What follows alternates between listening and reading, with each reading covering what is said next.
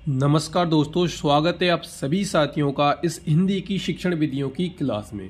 साथियों, इस क्लास की जो शिक्षण विधियां हैं वो महत्वपूर्ण से महत्वपूर्ण है और आपकी परीक्षा में आएगी। रट लेना, ध्यान रखना, विशेष जानकारी रहेगी ये। तो साथियों, इस क्लास की मैं एक क्लास पहले डाल चुका हूं और दूसरी क्लास में हम 11वें सवाल से स्टार्ट कर रहे हैं। तो जो शिक्षण विधियों का जो अगला सवाल आपके सामने है कि बच्चों की मौखिक अभिव्यक्ति का विकास करने के लिए सबसे कम प्रभावी तरीका कौन सा है। ध्यान रखना, यहाँ पे सिर्फ मौखिक अभिव्यक्ति की बात की जा रही है। तो ऑप्शन आपके सामने है: संवाद, अदायगी, व्याकरण आधारित संरचना और अभ्यास, अपने अनुभवों का वर्णन और बातचीत करना। साथियों, जब बात मौखिक अभिव्यक्ति की होगी तो व्याकरण वाला जो यहाँ पे आप दूसरा ऑप्शन देख रहे हैं ये सबसे कम प्रभावी तरीका रहेगा। चलिए, जो 12वां सवाल है, चलिए हम देखते हैं इसको। भाषा सीखने के लिए कौन सा कारक सर्वाधिक महत्वपूर्ण है। अब भाषा सीखने की बात की जा रही है तो यहाँ पर आपके सामने 4 ऑप्शन है: समृद्ध भाषिक वातावरण, या फिर भाषा के व्याकरण के नियम, पाठ पर आधारित प्रश्नोत्तर, या भाषा की पाठ्य पुस्तक। अब आपको बताना है कि भाषा सीखने का जो सर्वाधिक महत्वपूर्ण कारक है वो यहाँ पे रहेगा समृद्ध भाषिक वातावरण। ये ऑप्शन बिल्कुल यहाँ पे सही रहेगा आपका। चलिए, अगला जो सवाल है कि जो दृष्टिबाधित बच्चे हैं उसको भाषा सिखाते समय, अब ये थोड़ा बड़ा है इसलिए मैं डायरेक्ट इसका जवाब बता दूं आपको कि इन 4 ऑप्शन में अगर हम दृष्टिबाधित बच्चों के लिए भाषा सिखाने की बात करेंगे तो जो अधिक से अधिक मौखिक भाषा का प्रयोग करना चाहिए यहाँ, इससे जो दृष्टिबाधित बच्चे हैं, क्योंकि उन्हें दिखाई तो देता नहीं है, तो अधिक से अधिक मौखिक भाषा का प्रयोग करना है। अगला सवाल आपके सामने है कि जो बहुभाषिकता है वो किस लिए है। तो वो रहेगी यहाँ पे भाषा सीखने में एक महत्वपूर्ण संसाधन। बिल्कुल यहाँ पे सही जवाब रहेगा। अगला सवाल आपके सामने है, बच्चे जो विद्यालय आने से पहले भाई उनके पास क्या होता है वो आपको यहाँ पे बता देना है कि जो अपनी भाषा की नियमित व्यवस्था है उसकी व्यवहार कुशलता के साथ वो आते हैं। चलिए, अगला सवाल है कि पाठ में दिए गए चित्रों का उद्देश्य क्या होता है।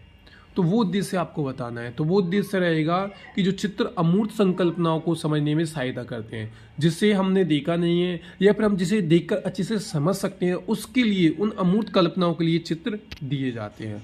अगला सवाल आपके सामने दिखाई दे रहा है कि जो भाषा की जो अभिव्यक्त्यात्मक कौशल है वो क्या कौन कौन से हैं जिसके द्वारा हम दूसरों को समझा सकते हैं। थोड़ा इसको सवाल को समझिए कि जिस अभिव्यक्ति के द्वारा हम दूसरे को समझाते हैं वो रहेगा यहाँ पे बोलना और लिखना।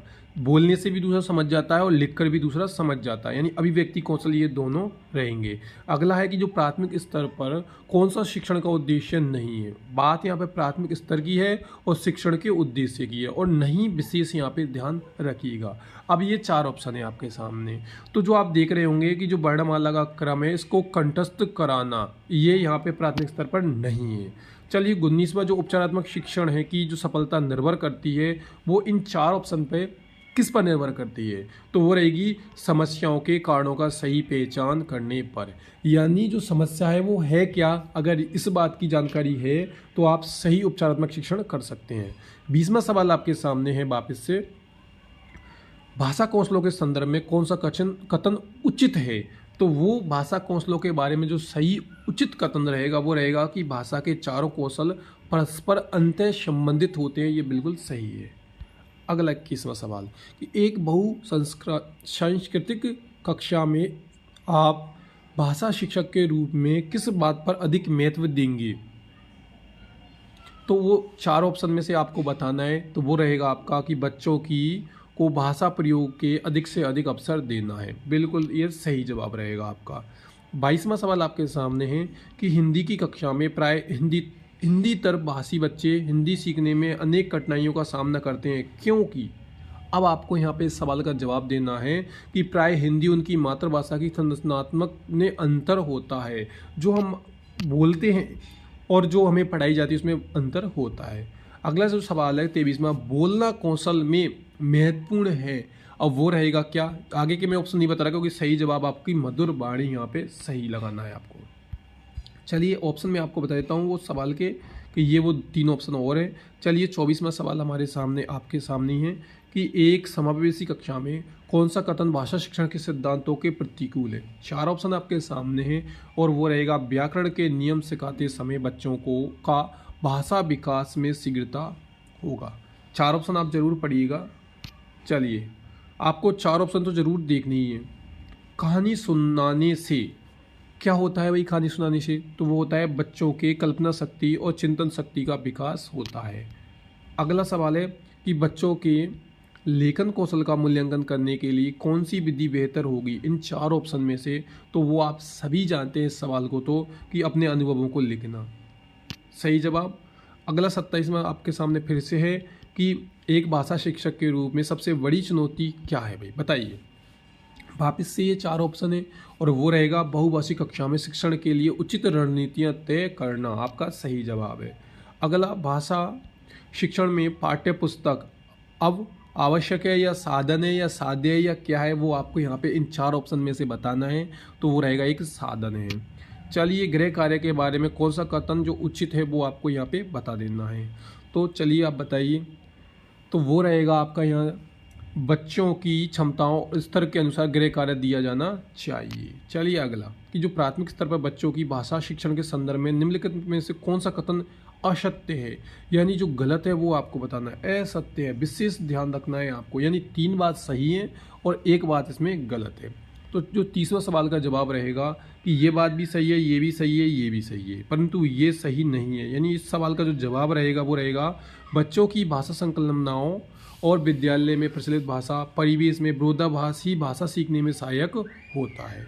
ये बात बिल्कुल गलत है कि जैसे मान लो कहीं पे मराठी बोली जाती है और हिंदी में पढ़ाया जाए तो वो आराम से नहीं सीख सकते।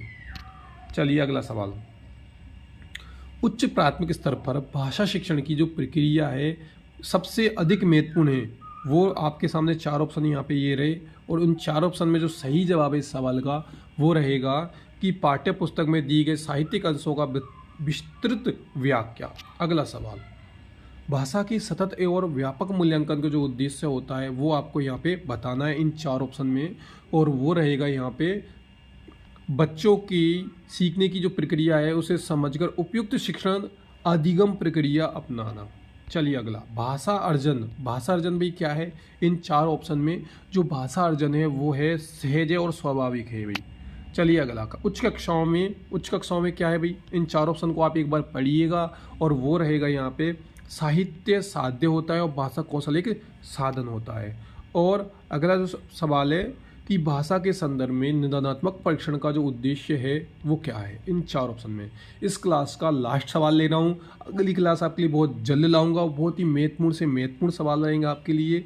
तो चलिए साथी, वो रहेगा आपका कि बच्चों की भाषा प्रयोग संबंधी कठिनाइयों के संभावित कारणों की पहचान करना। वेरी वेरी इंपॉर्टेंट सवाल रहेगा और इस क्लास से संबंधित आपको बहुत जल्द जानकारी मिले, इसके लिए आप चैनल को सब्सक्राइब कीजिए और आगे